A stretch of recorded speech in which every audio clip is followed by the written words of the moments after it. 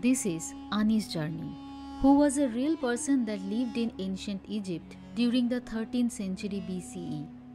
This story shows how Ani successfully secures eternal life for himself after his death. Meet Ani and his wife. Ani was a scribe of the sacred revenues and an administrator of the granaries of the Lord of Abydos. He lived in Thebes, an ancient Egyptian city. It was his funerary scroll, which we currently know as the Book of the Dead or the Papyrus of Ani.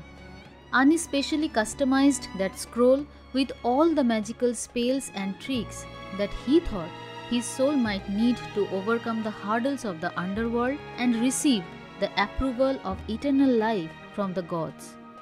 Egyptians believed that even after death, a person can exist forever if he or she successfully proves himself or herself innocent before the gods.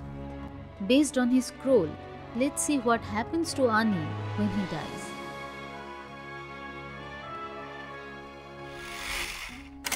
This epic journey begins with Ani's death.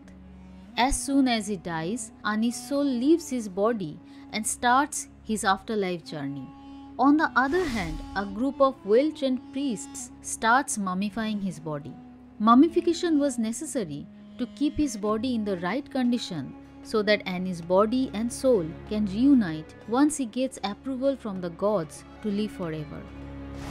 They remove all the organs from Ani's body except for his heart, because ancient Egyptians believed the heart was the place where all of our memories, thoughts and intelligence reside.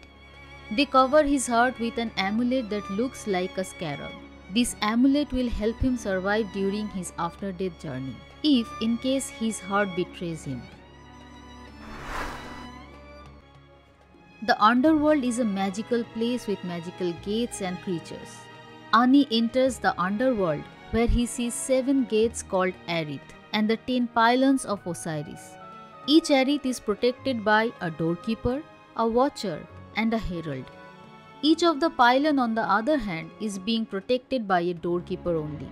Ani has to pass through all of them to reach the next level. But Ani doesn't need to worry, as he has the scroll that will help him get past through all of these hurdles. To avoid confusion, one thing needs to be said. There was no single text that we can call the Book of the Dead. There were many funerary texts like the Papyrus of Ani that are collectively known as the Book of the Dead.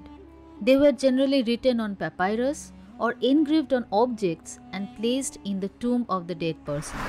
Now, Ani faces a real challenge. A panel of 42 assessor gods tests his innocence. Each of them asks him to mention a sin that he hadn't committed while he was alive. This is called negative confession. Ani, for example, can say he didn't pollute the water of the Nile or he did not harm his neighbors.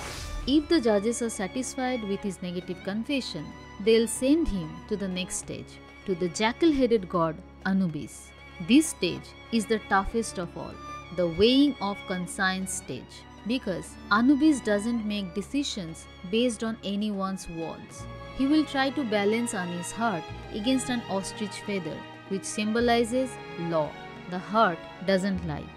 No matter what Ani said during the negative confession, his heart knows the truth. If any of his confessions were untrue, his heart will become heavier than the feather. In that case, his heart will be given to the devourer Mimit to eat.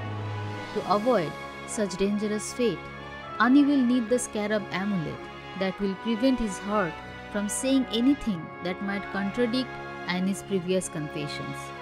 Let's hope Ani was lucky and his heart didn't get him into trouble. He passed the toughest challenge. Now, Horus will lead Ani to Osiris, the god of the underworld, death and resurrection, who will sanction the final approval to Ani. Ani has passed all the tests and got the approval. It is the time for his soul to reunite with his mummified body, and then after, he will exist forever.